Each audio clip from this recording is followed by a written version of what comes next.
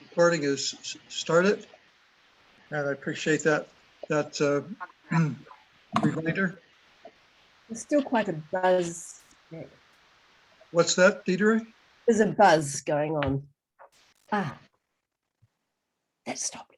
Yeah. Okay, yeah, if everyone please make sure they are muted, except Ella, of course. Okay, Ella, we'll turn it over to you, and you can begin. Great, thanks so much, Jack, and thanks for being invited along. Or good everyone.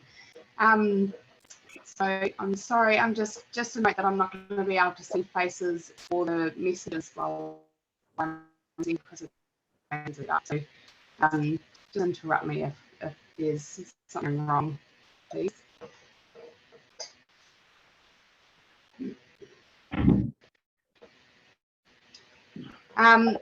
So just a bit of background actually is this is a piece of research that I carried out quite a long time ago. So back in 2013, I completed it.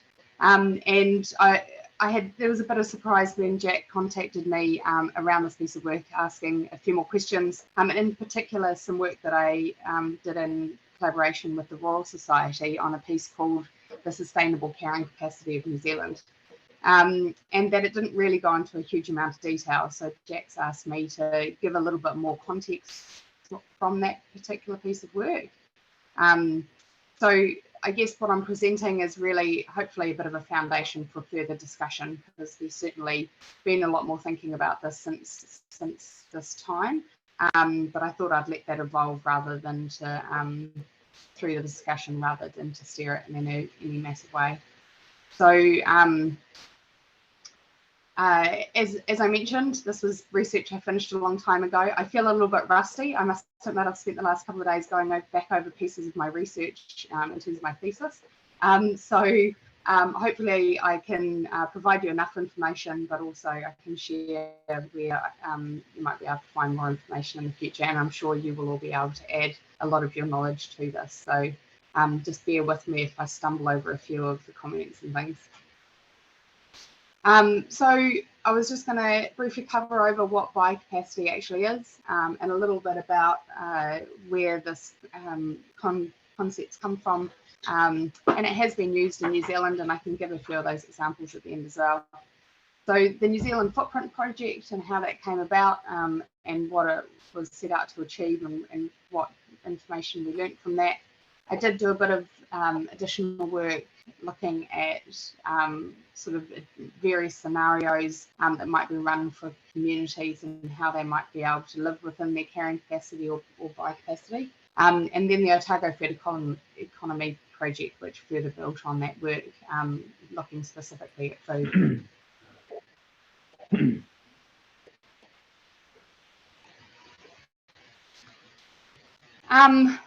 So quite often I use this photo to remind everyone of our infinite existence and on or finite existence on a finite planet. And there's quite a good exercise that you can take people through where you sort of use an apple to show exactly how much of the planet we actually use to produce the goods and services we consume.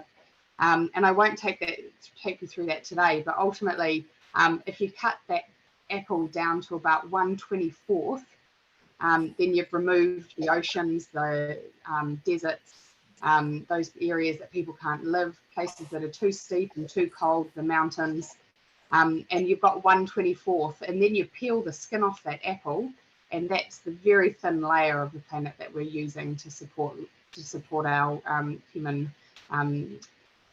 goods and services.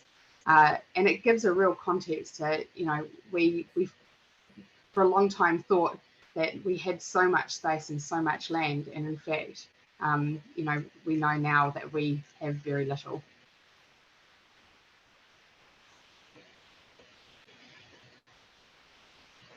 So biocapacity is the measure of the bioproductive utility of land for humans.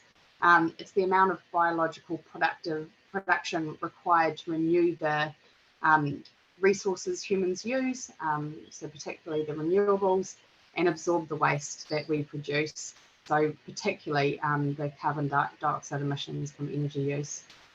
But it's very important to understand that as the health of those systems that we rely on to produce that biocapacity decline, so does the ability for that system to produce those goods and services.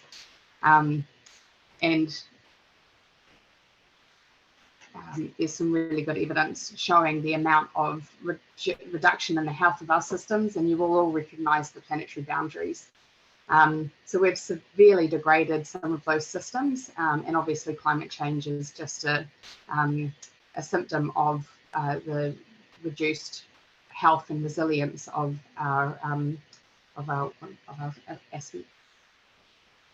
system, carbon system. So the ecological footprint tool measures the total biocapacity consumed by a population, which can then be compared to what is available.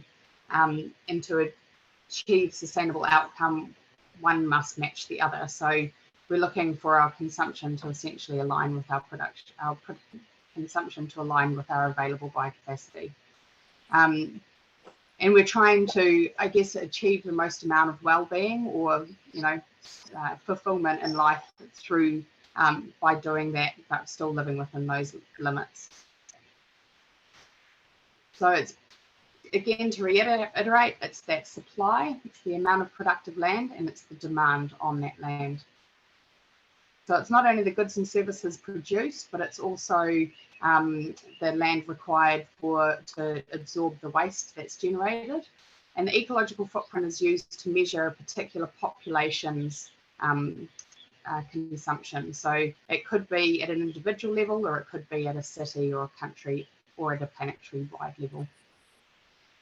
So the measure for the ecological footprint, and I'll reiterate this again, but in terms of consumption, we're looking at the production minus the export plus the import. So we're really looking at that population's consumption, and that's really important when we come to calculating New Zealand's footprint, because obviously we have a lot of export and we have a lot of tourism, and those calculations have to be subtracted from our overall consumption to give a New Zealand footprint.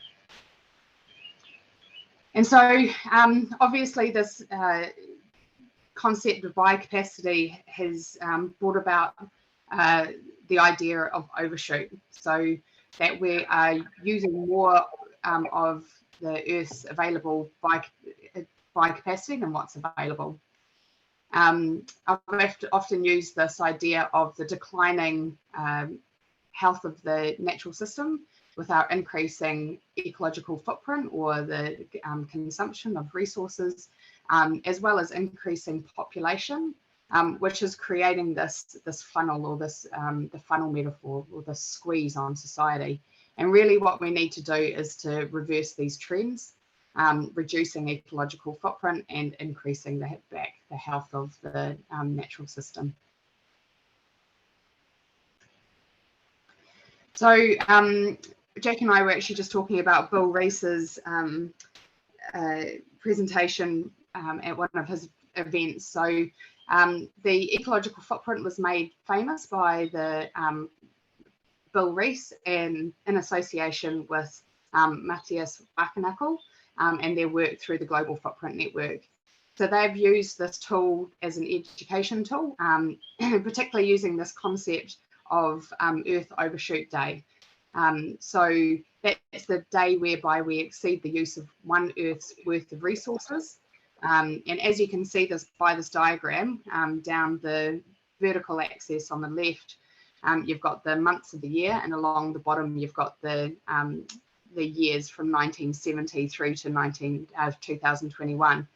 And as you can see, the day at which we reach the available resources for the planet has declined each year, other than a wee blip during COVID in 2020. And we've gone from using one Earth's resources to 1.7 Earth's resources over the course of a full year. So that's on a global scale. Helpfully, they also give you where individual countries hit that point of overshoot. So on the top left, you'll see that there's Indonesia, and on the top right, you'll see there's Qatar. And the big arrow down below is where New Zealand comes in. So we're definitely in the higher consuming end of the globally in terms of countries' consumption. So this is essentially saying that if everyone on the planet lived like a New Zealander, then that we would be hitting overshoot by May 15th.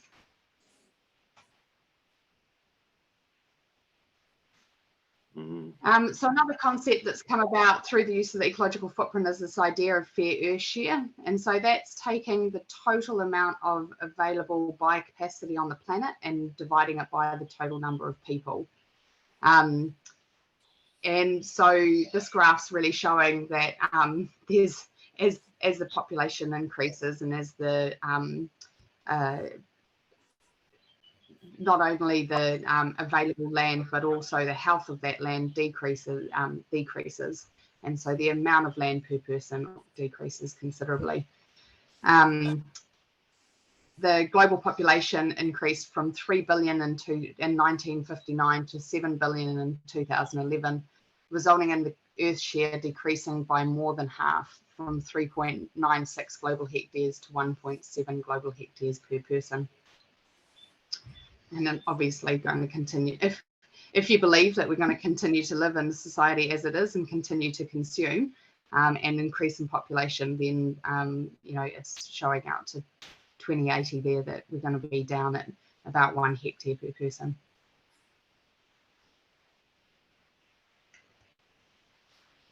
As was shown previously by the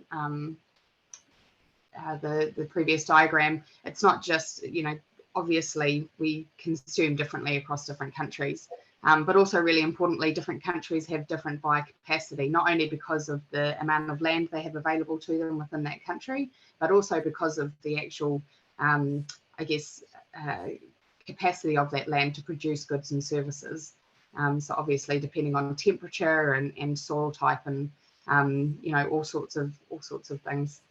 So this particular map is showing, according to the consumption of that country, whether or not that country could live or be sustained by the biocapacity of that country. And so you can see the countries in the red are those that are in massively in debt, is how they explain it, whilst the ones in green are in surplus. So this doesn't specifically reflect the actually whether that country is an overshoot, because it doesn't consider the actual likes of the export from that country. So we'll go on to that next for New Zealand. So is New Zealand an overshoot? It's a good question. And interesting that there hasn't been more work on this done, because as we'll talk about later, it's certainly a concept that keeps coming up, but not at a sort of nationwide scale in consideration of consumption. So and I'll also explain later that I'm using a different unit of measure here. It's actually the New Zealand hectare compared to the global footprint network's global hectares. So for the purposes of this particular project, there was more value in having a New Zealand specific measure. So these figures will not compare to what you might see for the global footprint network, for example. So I just needed to make that really clear. I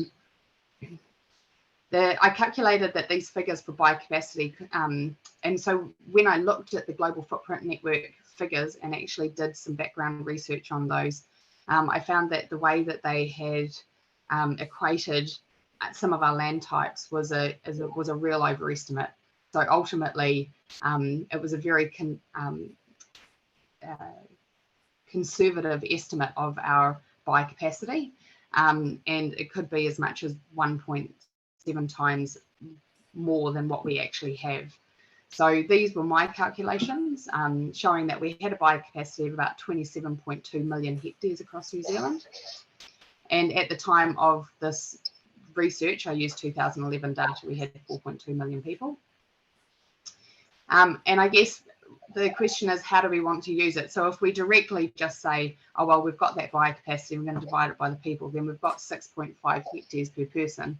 And as you'll see later, that's actually quite a lot of land, and some of the higher footprints across the country that I found would be happy using 6.5 hectares per person per year. However, where I did use the Global Footprint Network data was to understand how much of the what we consume in New Zealand is actually what we produce in New Zealand, and what's actually using New Zealand biocapacity versus what we import and what we export. So it showed that we consume the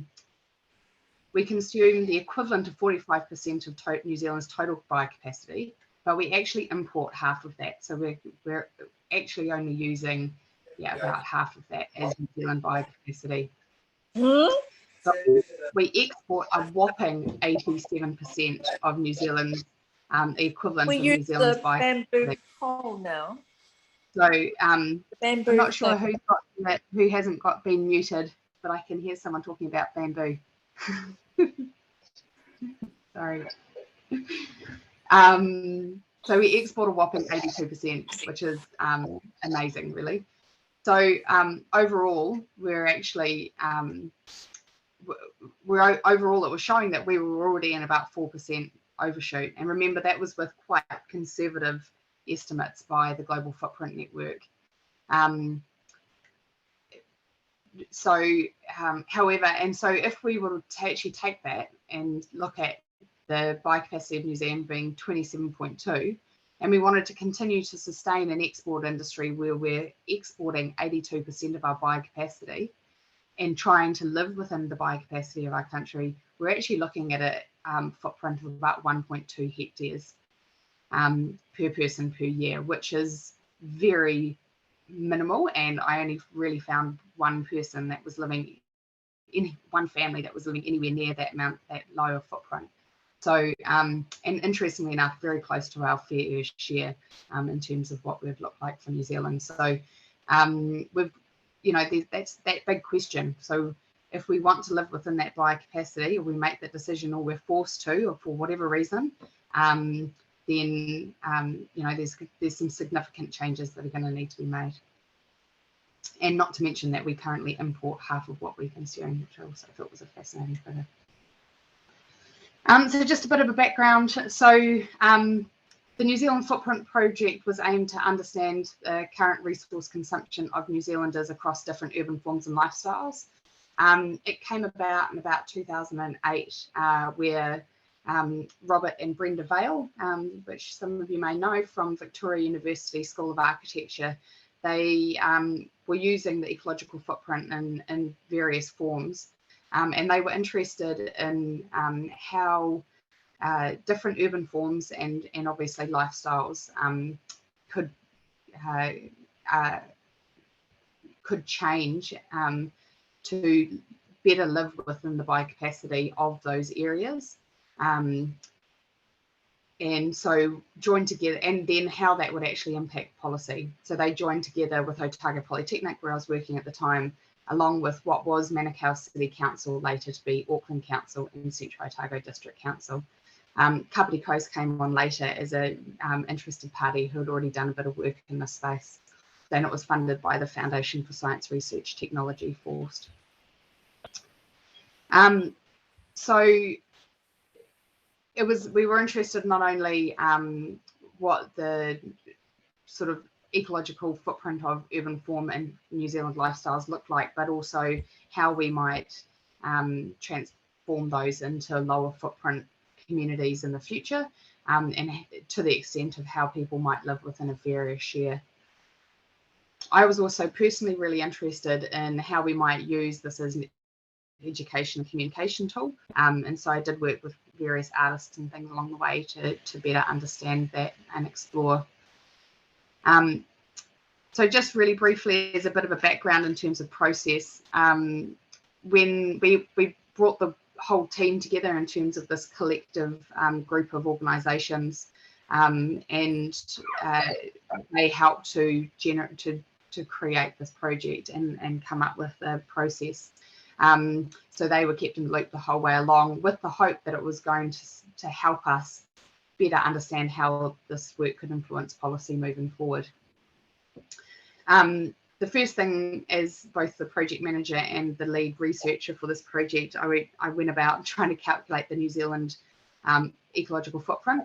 So ultimately, that was everything that, as I mentioned before, that equation of everything we consume, everything we produce, plus imports minus exports. So it took about 1.5 years. That was quite a big project. And then if you divided that by the total population, then you got the ecological footprint for an individual, or the average ecological footprint. And then we needed to go about creating a questionnaire and a calculator that was fit for New Zealand and for the purposes of this project. We carried out about 180 surveys of individuals across New Zealand in 5 different communities, so those different urban forms. And then analyse the data to look at community and lifestyle footprints, and finally those fair share community scenarios that were developed. All along, communities were presented to and we were talked about. So I think one of the real values of this project was actually that we got to talk about these concepts to audiences that really had not ever touched on this sort of work before. And try and explore different ways of how you might engage them. So it was quite interesting. So anyway,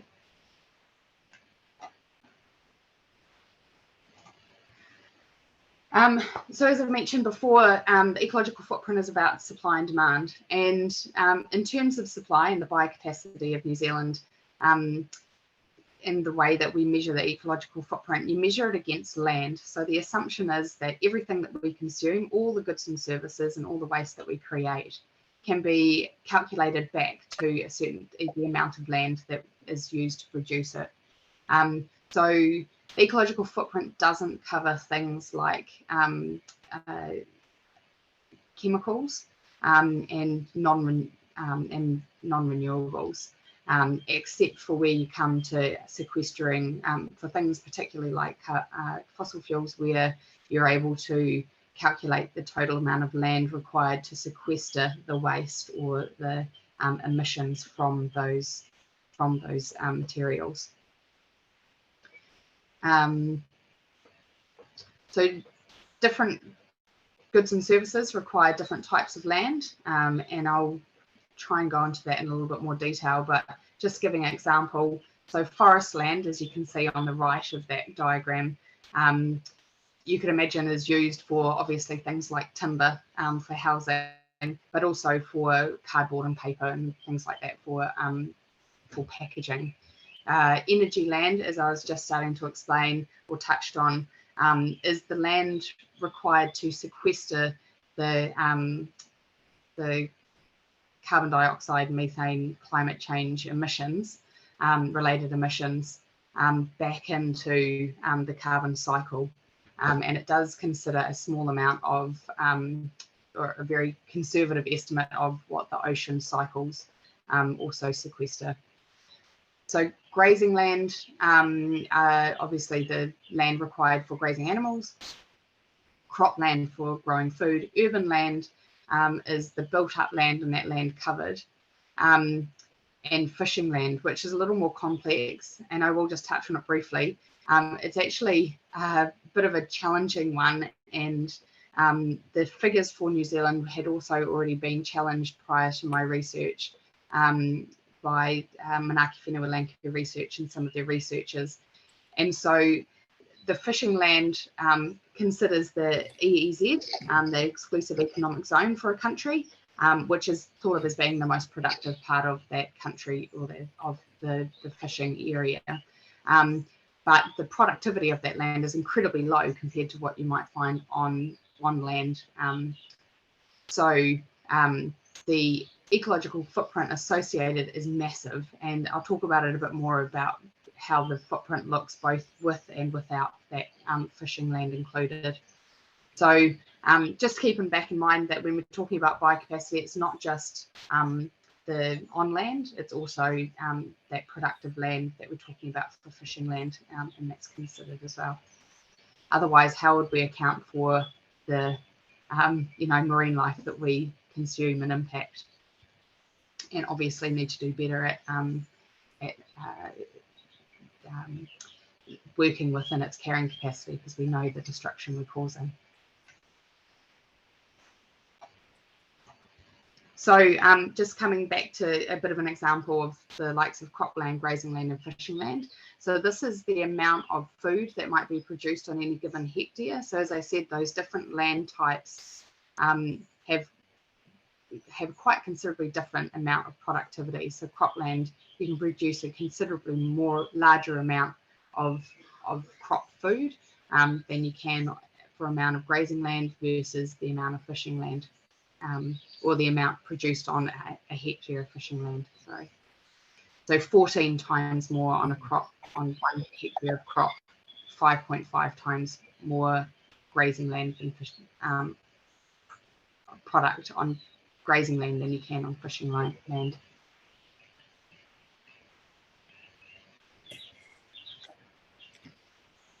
And sorry, just to add, when I'm talking about built up land, interestingly, the calculation and the conversion used for that assumes that urban land is actually the same productivity as cropping land, which is really important because as societies have grown, we've grown up around our food producing areas, which is obviously a problem when it comes to our ability to produce food. But it also means when I looked at urban forms, I included garden land as one of the additional areas that haven't traditionally been used in the ecological footprint, because I wanted to be able to account for those people who grew food in their own land and on their own land. So it's already accounted for in your footprint if you own land, if you own your backyard, for example. And therefore, if you're able to use that, then you're able to have a double use for that land rather than just purely as a place to mow your grass. So as I mentioned before, the ecological footprint is consumption of all the goods and services and the land for sequestering waste. To calculate that, you calculate the total amount of goods and services produced by a given area. Then you add the amount that's imported minus the amount that's exported, and that gives you a total ecological footprint. So that first bit is production, and the second part is the net ecological footprint of trade. In terms of how I went about calculating the ecological footprint, it was messy, it was big, it was very, very time consuming.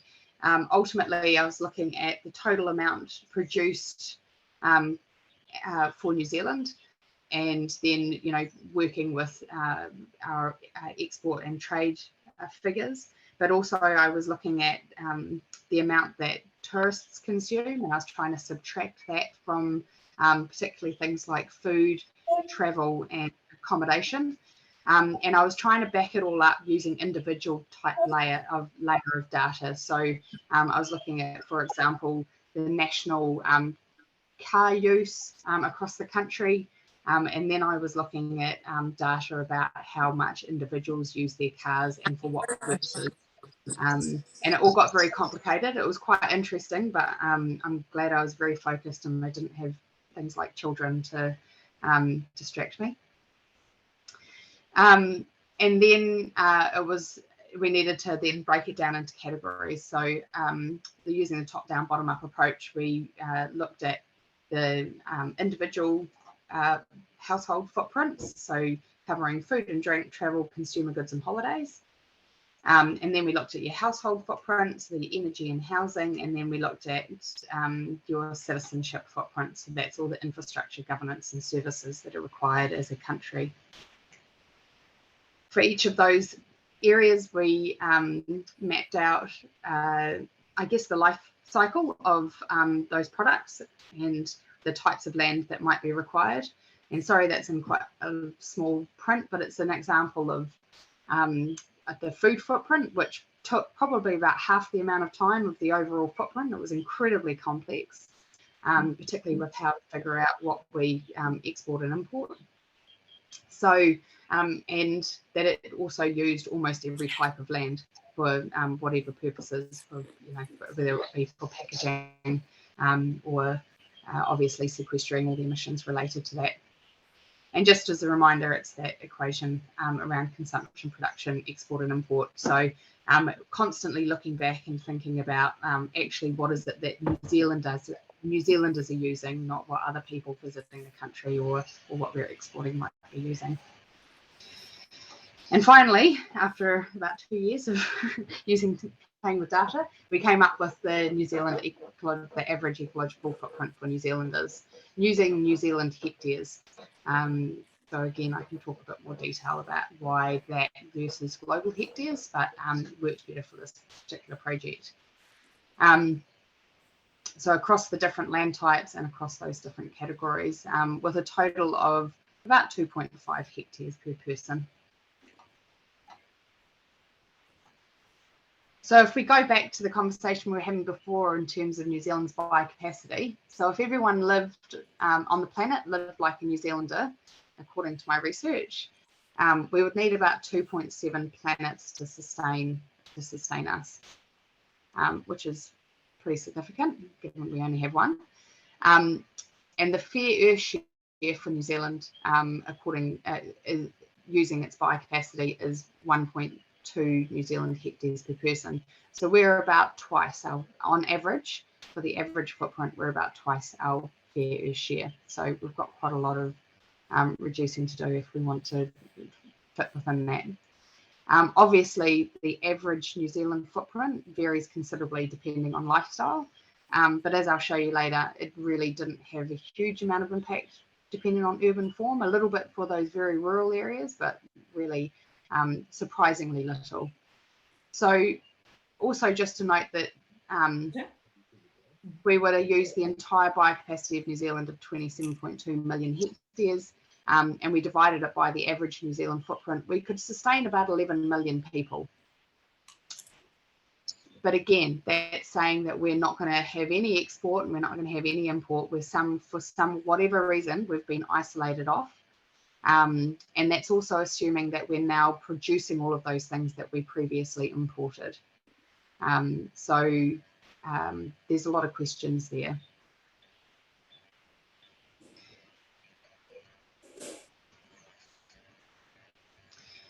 In terms of the average ecological footprint and how it used different types of land, as I mentioned, that fishing land component of the ecological footprint is incredibly controversial and it's quite difficult.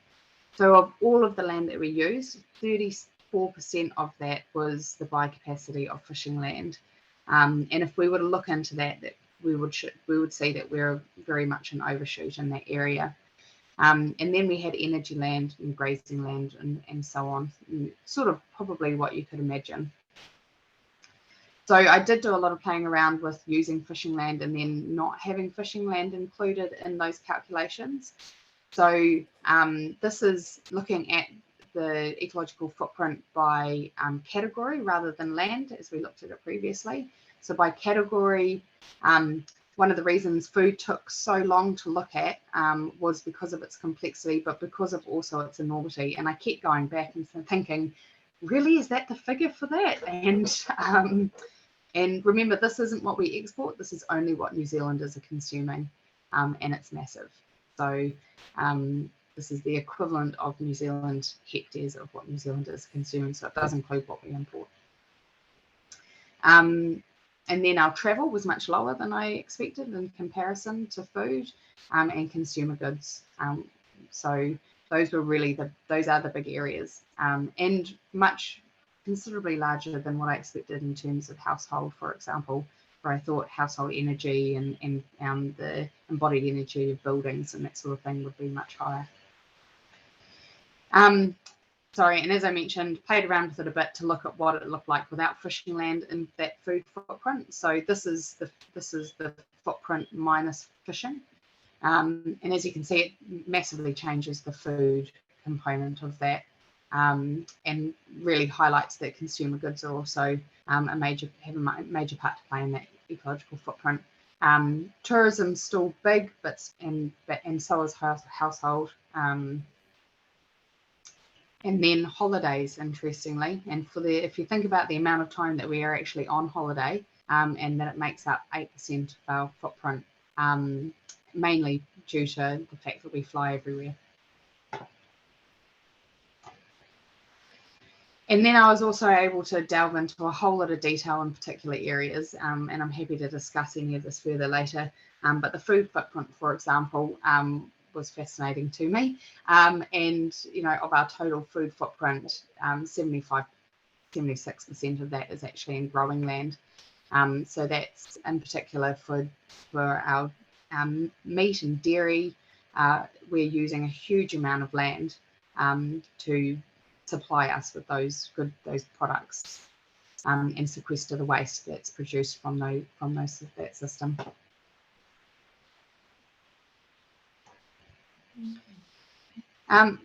So I'm not going to delve into a huge amount of detail there, but there's all sorts of ways that we can reduce those footprints, and I was able to play a lot around with the figures. So particularly after I had produced this calculator, I was able to show that actually sort of living hyper locally was definitely the most effective way to reduce your footprint. So eating local, traveling local, and supporting local. So food was key. Really, growing as much of it as you can actually in your own backyard. It's already part of your footprint, so why not utilize it? Synthetic inputs were a huge part of the food footprint, particularly in conventional food systems.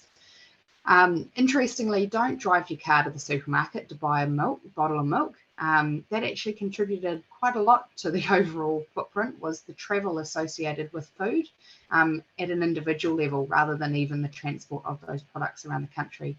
It means that one bottle of milk has a huge ecological footprint. Obviously, less processed packaged food. Things like cooking in groups has great ecological, social, and economic benefits. We know animal products use more land, so in moderation. I did look into the benefits of hunting, and yes, it could have a lower footprint because those animals are on conservation land, and it's not something that we included in the ecological footprint. However, driving to it and obviously using resources, guns and bullets and all that sort of thing. So try and take a few people with you to share the load of the footprint, and practice your shooting so that you use these bullets. So I won't go into all of the all of the key ways to reduce footprint. Food really is key. All the rest of it, just we need to buy less. We need to do less. We need to travel less. As soon as we spend money, we're essentially creating ecological footprint. And I'll talk about that a little bit more in the future. We often talk about the way that we use and produce households as having a large part of our footprint, but overall, actually, in context, it actually wasn't that much of a huge makeup, mainly because the New Zealand electricity system is mostly renewable. So it still costs a lot, but it doesn't necessarily equate back to your ecological footprint. Obviously, if you burn coal in your fireplace, you're throwing that theory out the window, but anyway. So just quickly to touch on the community scale work. So we worked with these various communities across the country. So from high country rural through to urban residential. They were reasonable sample sizes. They weren't amazing, but we did try and find people who weren't necessarily just open to talking to us about ecological footprint. We kind of bribed a few people to take part who might not take part to try and get more variety across that. And I think we did a reasonable job. Interestingly, there wasn't a huge amount of variation across different communities in terms of footprints. Terrace, which is a very rural community, did have a much higher footprint due to things. Sorry, I can go to the next one. Due to things like travel, and also a lot of the farming folk actually took international holidays quite regularly, so that was interesting. But interestingly too, they also produced a lot of their own food, and a lot of it in their backyard, and had access to obviously their own meat and that kind of thing. So their food footprint was quite a bit lower. Now, this will be a point where I just quickly highlight pets.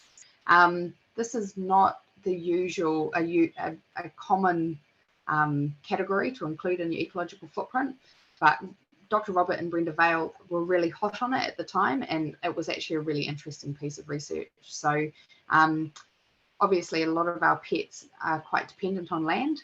Some of them live on land, and some of them depend on food that requires a lot of land, like meat for cats and dogs. And so, for example, there in Terrace, there's quite a high footprint because they had a lot of pet horses and pet sheep. And those things require land specifically for them to be pets, and that's ultimately it's a consumable. So it caused it wasn't always most favoured piece of information that I fed back to people, but it did make people think, which was great.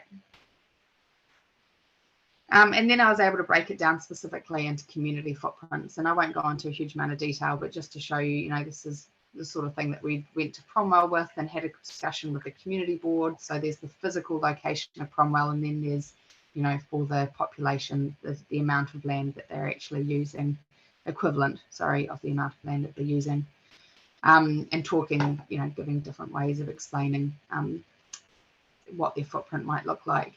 And just highlighting over to the right-hand side here, we used a way of segmenting New Zealanders into different types of lifestyles. And I've just delved into this because it was quite an interesting way to be able to particularly choose the right type of communication for the right type of, for each audience that we're engaging with. So you can see there the Cromwell tribe breakdown, which is how we, so the segmentation was carried out by Jill Caldwell, who wrote this book called The 8 Hidden Tribes, Hidden Classes of New Zealand, or the Hidden Tribes. And it was sort of like stereotyping New Zealanders. So if you think of these stereotypes down the bottom on the horizontal axis, and you think about what the Raglan tribe stereotype conjures up in your mind, then you're probably on the right foot. You're thinking about the Raglan hippie. You're thinking about people who have chosen to live on lower ecological footprints, mainly because they've simplified their lives, living in smaller communities in particular. Cuba Street tribe, you can imagine the younger generation, Wellington, sort of techno savvy, not a huge income at the moment, so they're just in that transition to sort of earning more money. Biocapacity tribe, there was a lot of Biocapacity tribe across New Zealand, so good old school New Zealand values, number 8 wire, all that kind of thing, if you conjure up that sort of typical Kiwi kind of farming, small town kind of stereotype. Versus the North Shore tribe, who are sort of, I'd actually got some bad press on my behalf as well, unfortunately. But so, keeping up with the Joneses, wanting to earn more money to be able to, have a better lifestyle with more consumables and to spend more money and all that kind of thing. So interestingly, when I was able to use Jill Caldwell's research on the hidden tribes and put it against the ecological footprint calculator, it was quite clear that these different segments of our society or different lifestyles do have quite different footprints. From heading down towards a more sustainable 1.8 1.8 Earths right up to, you know, over 3.5, so about 3.6 Earths. So interesting, actually, just on the far left of this graph is the Otara tribe. So Pacific, lower income, but also very family orientated. So a lot of collective shared resources in that community. So really important. And different communities had a mix of these different types of segments of society or lifestyles. So Waiheke quite different to the likes of Cromwell, obviously. And this was one of the graphs that came out of the work that we did with the Royal Society. And so specifically looking back at the driver of income associated with ecological footprint, and there's a really strong correlation between them. So right from lower income earners and through in the Otara tribe, right through to that North Shore tribe who are earning a considerable amount of money. Interestingly, what caused a lot of noise in this data and actually removed out was pets. Again, the size of your pet and not actually necessarily the number of pets that you have equated very well with your income. So just keep that in mind. It's quite an interesting piece of information. I actually went on to do a TEDx talk about this particular topic and what to do with if you have too much money, but you still want to lower your ecological footprint. And I guess the main message that I had was you could work less and volunteer more time to doing things, but also if you to convert those consumables as things into services and engaging people, then you're also reducing ecological footprint, but also, you know, increasing that social activity and hopefully supporting your local economy. So there's obviously all those other things like being able to invest your money in perhaps not the best return, but in those areas that are reducing footprint. But ultimately, you know, wherever we're spending money, we're accumulating ecological footprint to a reasonable extent. And my final point on that is that time is also a finite resource, and so we need to be really careful with that too. And so make every minute count. This is something that both my partner Nathan and I have been trying to, I guess, reflect through our own life, which is why we've gone about building an off-grid house here in Invercargill. And I guess our next step is to really generate that community around us to look at how we better use the available resources and also utilise the land that we're living on. But it's not always easy, and it's certainly not easy when the rest of society is going in a very different direction. So really briefly, there was a huge amount of work in the food footprint, and organic, things like organic milk have a considerably lower footprint than our conventional. And so the Otago footprint, the Otago food economy picked up this particular theme, and you're able to do things like understanding the what's produced in a region versus what's consumed. So the mass balance or food shed analysis. And for Otago, for example, we're massively oversupplied by dairy, and interestingly, but for things like meat, we're still even undersupplied. And you think of the amount of sheep and beef in Otago, and which really surprised me.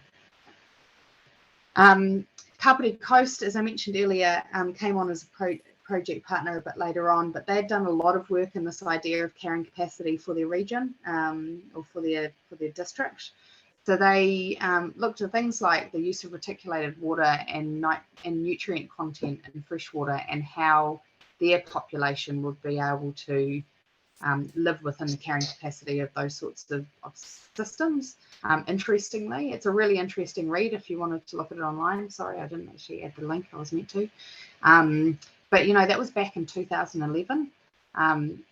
This work has been obviously going on for a while, and there's actually, I've got a list later on if anyone wants to see it of all the other New Zealand footprint projects that have been carried out, and there have been a few.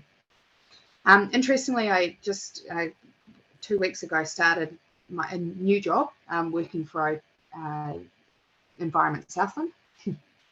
And so I work with catchments and catchment groups and looking at, I guess, how to support the implementation of Te Mana Te Wai, but also, biodiversity and climate change regulation that's coming through, but hopefully on a more voluntary basis. But interestingly, I spend a lot of time talking to farmers about the carrying capacity of their farm. And farmers want to talk about this to me.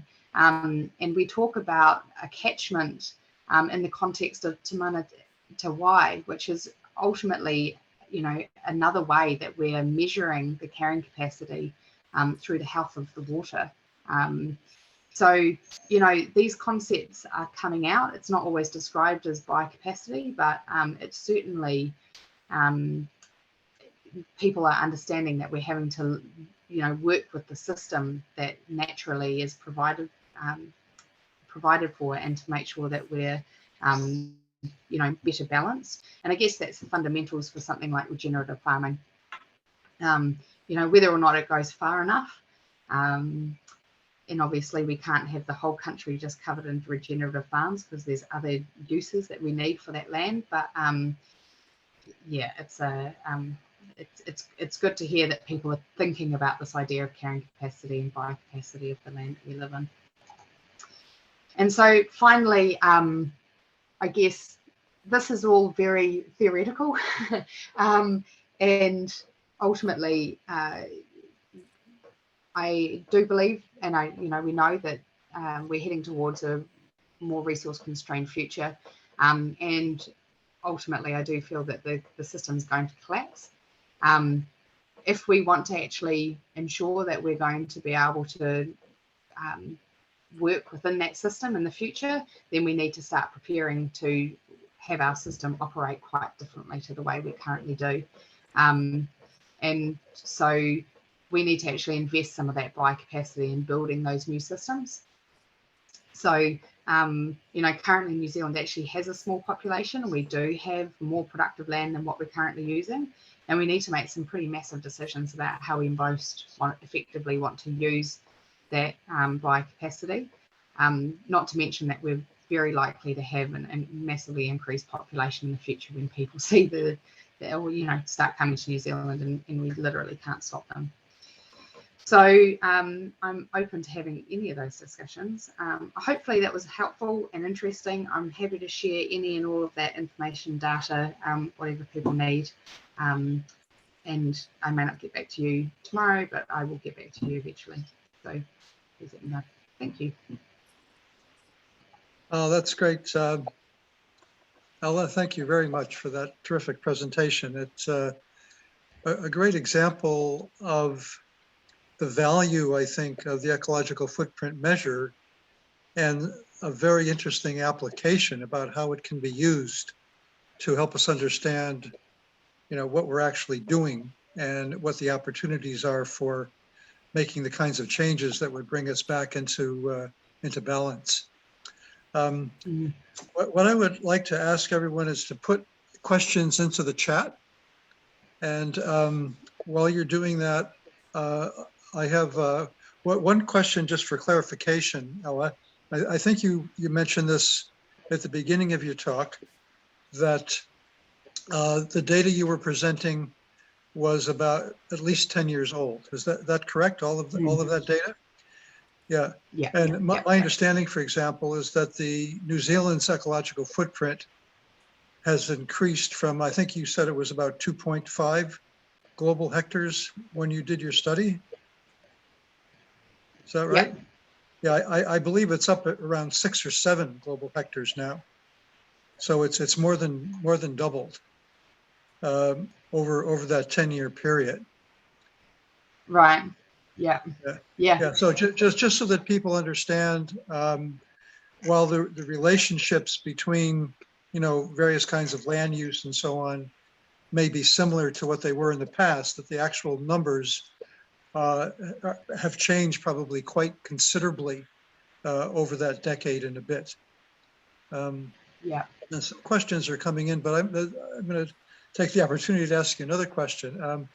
When I came across the study that you were involved with that the Royal Society had done, I was quite impressed with the data, but I was very disappointed in the results and in the conclusions that they came to, because they seemed, if I recall correctly, and I don't know who the major authors, who actually wrote the report, but it seemed to be saying that it was too difficult to measure New Zealand's biocapacity, and therefore we shouldn't pay much attention to this, which seemed to me a very unfounded conclusion.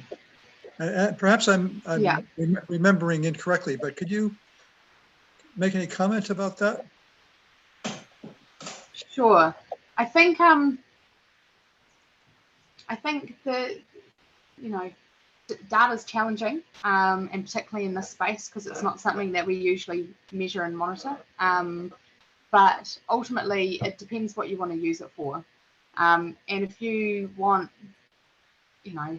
beyond reasonable doubt that this data is correct, then yes, it might be very difficult to calculate New Zealand's biocapacity. However, we've got a lot of really great data that does suggest that we've gone a long way towards understanding our natural systems and understanding the types of land that we currently use and how we currently use that land and what it produces. And if we're just going off that basis, then it wasn't that difficult to be able to calculate those footprints. So I think politically it was very challenging, even at the time, and it continues to be a conversation because we're completely dependent on international trade, and both ways in terms of our export, but also in terms of our import. And so I don't think it's a politically, there's no political appetite really to have those conversations. And I did wonder if the Royal Society was being a little bit, I guess, responding a little bit to that. I might be overstepping in saying that, but anyway. So yeah, because the conversations that came from that day, there wasn't anything that I felt was particular. There was definitely nothing new. It was all sort of highlighting reasonably obvious types of outcomes. Yeah, it seemed like an excuse to not pursue the research. Yeah. I think it's a bit Anyway, of I'll turn to some questions now from the participants, and Mark has one there. So how much fidelity is there in the carrying capacity data, in terms of assumptions around consumption radius? Can you see the questions in the chat yourself there? I can. I just need to find which one you're relating to. At 8:27 p.m. is when it was. You can see the timing on the right. With assumptions around radius, amount of transport construction, does it suggest geographic population distribution across Aotearoa dependent on land type properties? What did you find are the main supply drivers? Properties for carrying capacity of land. How much worse could it be? What is the margin of error? Yeah. Okay. Massive questions. And as I said, that was a long time ago, and I have read back over my research, but I'll give it a go.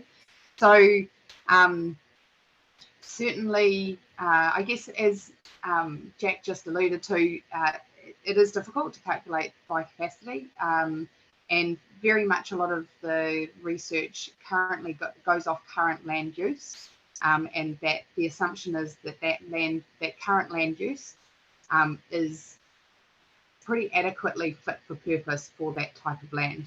So if people are using it for grazing rather than cropping, then the biocapacity of that land is equated to those uses. And I guess then the conversion of those different types of land into a common unit the New Zealand hectare or the global hectare. So for the New Zealand hectare, we still had to take those different types of land and being able to bring them into common unit. And I actually just used the Global Footprint Network data for that. Because I guess actually just I was limited in times on resource to be able to look into that in a huge amount of detail and to I guess give it any more rigor than what it already had. So yes, there's definitely a number of assumptions in terms of the data that I was gathering from that top-down, bottom-up approach. It was the best approach for this particular project because it allowed us to be able to produce that calculator versus the likes of an input-output analysis or a component method using sort of FAO data or something like that, which is what Global Footprint Network uses. But there were a huge number of assumptions, and every assumption was made with as much integrity as they had at the time. But I guess, yeah, and my intention was always to be able to give enough transparency to this that people would be able to critique it but continue to use it and build on it. Unfortunately, that hasn't necessarily been the case, and I have tried to hand over this information for that kind of sharing and building on, but I haven't really managed to succeed even in terms of giving that calculator out to a range of different parties because it's so complex and because of the amount of data that goes into it, even when all the assumptions are spelled out in relation to that data. So great question. Probably haven't answered all of it because there are a number of different components in there. Come back if I've missed anything major. Okay, well, we'll move on to another question here from Paul Bruce. It says, can you describe a person's living style which would bring them under the 1.2 ecological footprint? I think that's the fair share idea. Yeah. And would that be easier in an urban or rural place? Yeah. Yeah, great question, Paul. So interestingly, the particular household whose members who were close to a fairer share, they weren't quite there. I think they were about 1.35 or something like that, but considerably lower than most other households. They actually lived on Waiheke. And one of the big problems with the Waiheke footprint was the ferry travel. So the particular ferries that they were using at the time had quite a high energy use per passenger kilometre travelled. So every time you jumped on the ferry. But anyway, so this particular family really didn't use the ferry very often. They didn't actually leave the island very often. They had a small house. It was a one-income family where they worked from home. Had an electric bike to get around this, reasonably confined community. Obviously, it's an island. They did have a cat. They grew a lot of their own food. They were vegetarian, but not vegan. But it was all, all very much in moderation. Interestingly, they did make the decision that every couple of years they would go back to the UK to see family. And even with that, they were able to keep that low footprint. So it does go to show, I guess, that, if we were, for example, to say that we had a quota and we had a quota fair share, that it's still about decisions we make about how we use that. And if flying back to the UK is important enough for you, then you'll make, other changes in your life to reduce footprint elsewhere. So they were a really interesting family. There were actually a few rural people who also had considerably low footprints. Again, if we take pets out of the equation, and particularly if they, did a lot of hunting on their own land for wild meat, and they didn't travel too far, or they lived in reasonable proximity to a small urban area. Yeah, so it's not a terribly deprived lifestyle at all. I mean, it can be quite comfortable. Another question here from Deirdre. If our imports and exports are so great, what prospects do you see for reducing both of these? And if it includes going back to doing a lot more industry ourselves, the clothing, for example. what would be the obstacles you see to, bringing the production home, so to speak?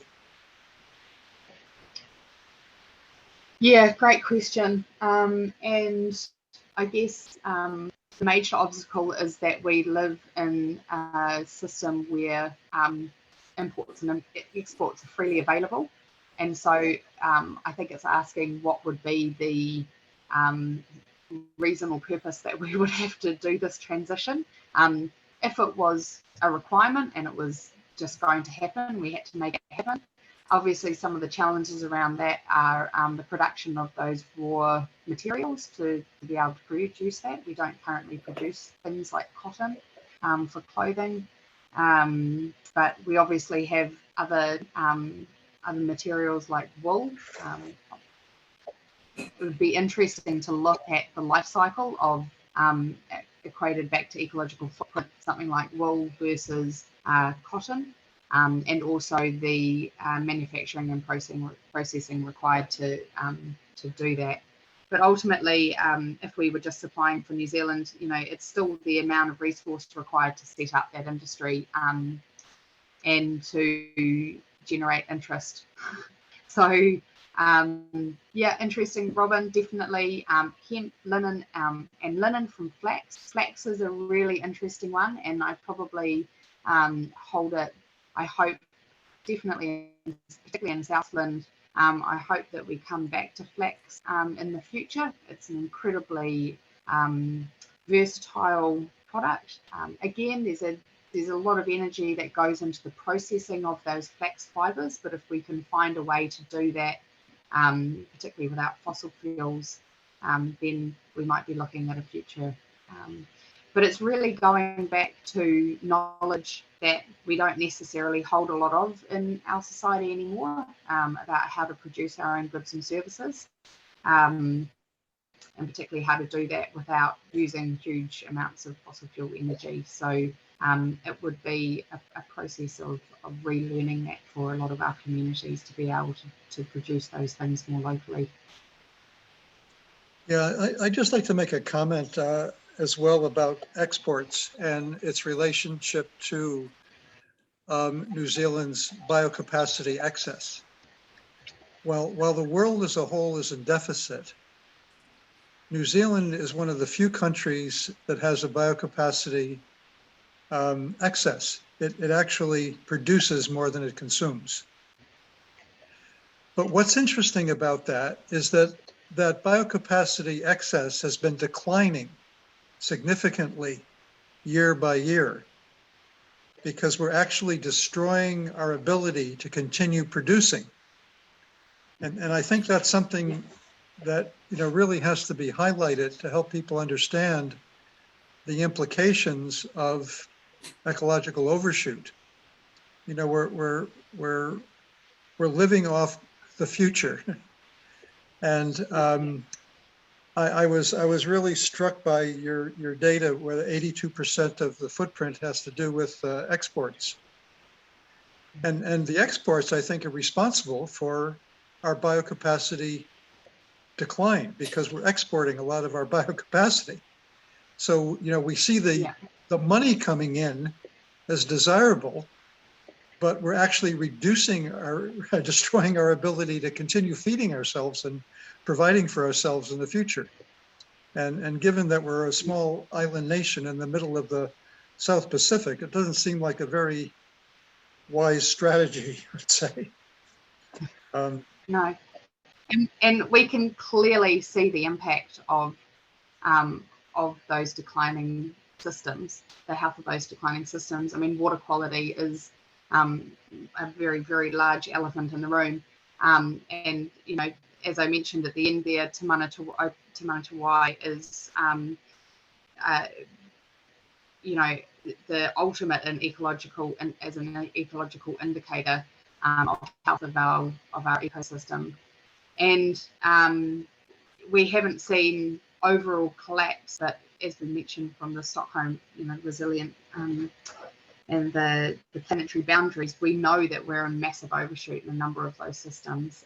For New Zealand, it's water quality. We know, we know fisheries are in major decline. And so, you know, what will it, I guess, what will it take for those systems to entirely collapse and for us to have no way to produce, you know, goods and services? And ultimately, you know, how close towards that tipping point do we actually want to get?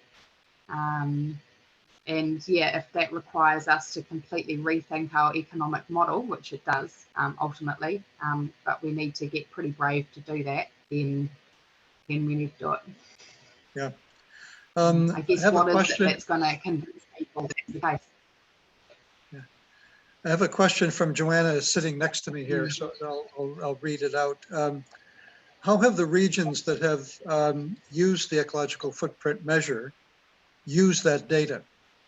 You know, you spoke of a few councils or regions that have done some studies. Can you tell us a little bit how they've actually used the data? And also, can you give us some idea of how much it would actually cost to do a footprint study for a region or a district?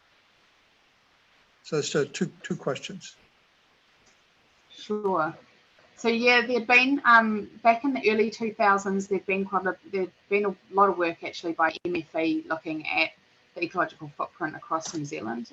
So McDonald and Patterson sort of did a lot of that work, and before them, Bicknell, who helped develop some new methodologies for ecological footprinting. So, from that work, there was a serious amount of interest. They looked, and then a number of councils picked it up. So Waikato Council, it was Waikato Regional Council, I think by that stage, yes, did some work around sort of the ecological footprint of their communities. Kapiti probably picked it up in the biggest way. And as I mentioned, that carrying capacity work. So they were really looking at biocapacity in terms of living within those natural systems limits and how they would, I guess, provide for their community. So they used it in that way. They also used it in terms of biocapacity and land use options. So they were quite big on looking at, I guess, how not to lose that high productive soil to urbanisation. So again, back in sort of 2010, they looked at how to protect their high producing soils, which unfortunately didn't stand up against the RMA as I understood it, which sounds particularly, it's really sad. And then later on, so they moved a little bit away from the biocapacity work and they used it more looking at the ecological footprint. So they had a greener streets competition. So they were using the ecological footprint to generate interest for communities or streets to come together to look at how they might collectively reduce their ecological footprint over the course of a year. So they measured the footprint at the beginning and then at the end, and I think they even provided some funding to these streets to put on community events and help share resources and try to reduce and have the challenge of reducing their footprint. As I understood it, it was incredibly successful, not just from a standpoint of educating around ecological footprint and how to reduce, but actually in generating, social good and social fabric. People started meeting each other for the first time on their street, and their kids could play together. And you hope that in time, actually, that social connection could also help to not only potentially reduce footprint, but actually to create that resilience that we know we needed for those shocks. The Christchurch earthquakes is a good example, or those possibly or very likely those longer term shocks that we can have through climate change and potential resource constraints. Yeah. Thank you. There's a couple of questions here asking about, the role of making individual household lifestyle choices, contrasting that with government initiatives in terms of environmental taxes or reducing perverse subsidies and environmental regulations, things of that sort. Would you like to comment on the relation between the two?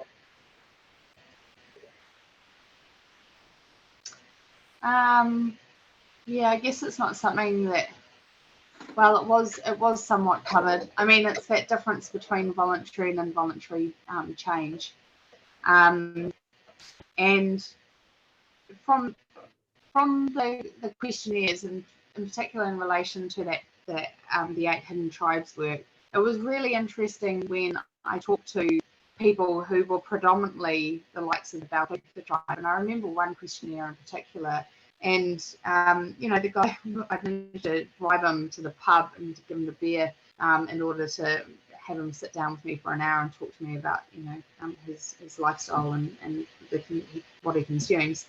And he didn't see himself as a greenie or anyone who had any interest in lowering his ecological footprint, yet he had one of the lowest footprints because of how he had chosen to live his life, and because of his connection to community. And actually, he was an older gentleman, and he was just doing what he had always done. He wasn't wasteful. He didn't feel that he needed to buy a lot of new stuff. He had what he needed, and he was fulfilled in that way. So I guess in terms of when we're thinking about whether or not to regulate, we need to really understand what's driving people to that behaviour in the first place. And otherwise we can end up with some really perverse outcomes. And I think we've, I'm trying to think of an example actually, sorry, but what's that?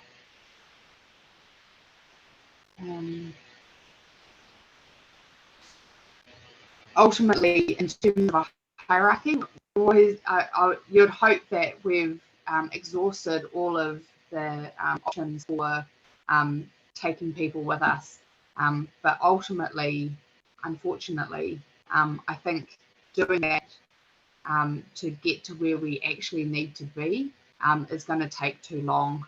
And at some stage, we need to put the pressure on. And I guess that's ultimately, if you could take the example of COVID and vaccination, the government's decided that there's a place that we need to get to, and the rules have come out, and we've now feeling also backlash from that. And yeah, there's real concern about what the social impact of that's going to be whenever we bring in regulation and rules, because it's not always the outcome that we expect or hope for.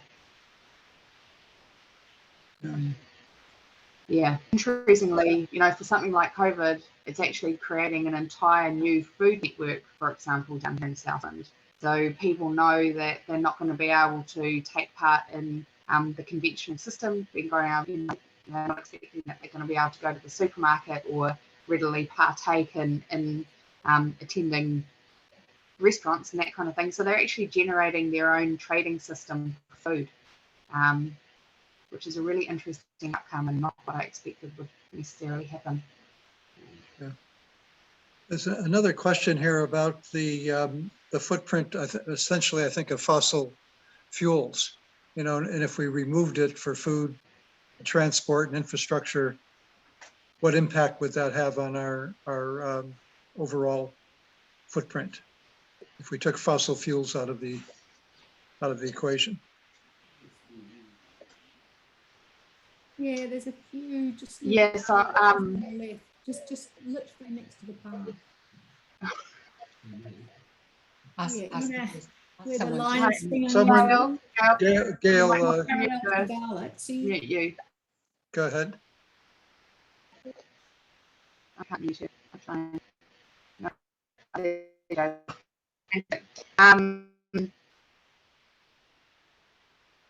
Sorry. Yeah, so the land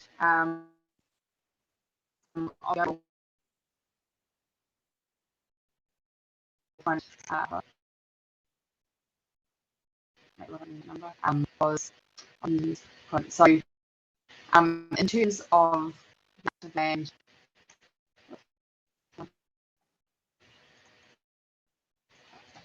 Yeah, so energy land was, you know, about 30% of the, so 30% of the overall footprint. So if we remove fossil fuels from that, then yeah, we'd be 30% lower. I guess it's not that simple because there's going to have been a whole lot of other embodied energy in that footprint that we will not have been able to have calculated.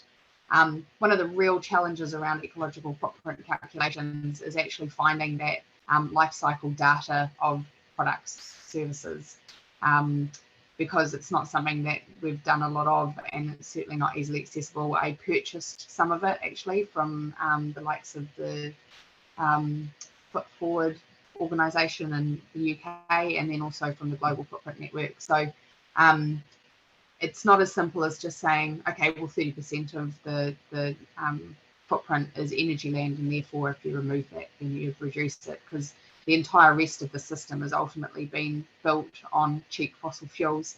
You know, your buildings and your roads and your all that sort of thing. Yeah, so that probably didn't help you a lot. Yeah, and also it obviously depends on what sort of energy sources are used to replace fossil fuels. Because unfortunately, most so-called renewables require fossil fuels to develop and install and maintain and so on. Yeah. Yeah, entirely. And you know, this somehow this renewable future that we're going to have, but no one's yet figured out how we're going to create, you know, the next generation of the infrastructure required to actually provide that the infrastructure to build those renewable energies. So yeah, we're a long way from where we need to be if we're going to make that shift. There's another question here about 11 million people being able to, you know, live here. If our ecological footprint, in fact, has increased over 200% since the data you presented were taken, and our population has increased maybe 1 million, could we still support 11 million people at that? I mean, if we have an increased footprint, it seems to me we're going to have a much lower, we may be much closer to our population carrying capacity at our current consumption level, is my guess. Without a doubt. Yeah. Yeah, without a doubt. And not to mention that our biocapacity will have decreased because of our declining health of our systems, our ecological systems as well. So particularly over that last decade with dairy boom and everything else. So I don't know what those new figures are, but it would be interesting. It wouldn't actually be that difficult for someone to redo those figures. I just didn't have enough time for this evening. But yeah, you definitely bet that it's going to be a lot lower than 11 million now. Yeah, it seems to me that, you know, all of this data speak to the need for more information about this whole process, and at the local level. You know, national government requires each council to keep growing and providing, you know, more titles and space for housing development so population can increase. But it's destroying the, you know, the biocapacity and also the quality of life for many communities. And it seems to me that one of the most important things that people can do is push their councils to do studies looking at the carrying capacity of their region, because ultimately that's what they're going to have to work with. You know? Yeah. Well, we still have a few questions here. But go ahead. I do actually have a paper by McDonald and Bicknell from 2003 that looked at trade between regions, which was really interesting. So as a background, it did calculate the biocapacity of the major regions across New Zealand, and then how resources and biocapacity was essentially shared across the country. I'm happy to share that if anyone's interested in looking at it in more detail. Yeah. Well, Ella, that's been a terrific presentation and discussion. It's really, to me, one of the most important issues that we're not facing, unfortunately, that we need to be. So getting this information out there, I think is really, really important. The recording will be on the Our Climate Declaration website as well. Ella, I'm assuming we can put your slides there as well for people to access. Sure. Yeah. Slides. Yeah. Just keep in mind, everyone, that that data is about 10 years old or so. There are new data about New Zealand on the Ecological Footprint Network website. It's not broken down nearly as detailed as the information that Ella's presented to us this evening. But in terms of an overview about New Zealand and other countries and the world as a whole, the Ecological Footprint website is a great resource for information on the ecological footprint and this whole issue of biocapacity and carrying capacity. So, and really interestingly, so not only is my data quite old, but it is calculated using the New Zealand hectare rather than the global hectare. And so when you're talking about even the ecological footprint of New Zealanders, Jack, the unit is different. So it's not directly comparable. And I can convert the New Zealand footprint in global New Zealand hectares into the global hectares. And even one of my hidden slides actually shows that. But yeah, just keep that in mind when you're reading that information. It's complete in its own right rather than being able to be comparable with what I've done. Great. Yeah, thank you for highlighting that point. I think it's an important point in terms of one of the basic parameters in the whole calculation. Yeah. Terrific, Ella. Thank you very, very much for this. I know you put a lot of effort into that presentation, and it really shows, and it's a great resource that we have now. We often get many hundreds of views on the when we put the presentation on the YouTube channel that we've created for this series. So, you know, hopefully it'll be seen by lots more folks. And this is the last session for this fiscal year, the fiscal year for calendar year. And we don't have a date for the next one, but it'll probably be late January or early February. And we'll get a notice out to everyone, as well as putting it up on the Our Climate Declaration website.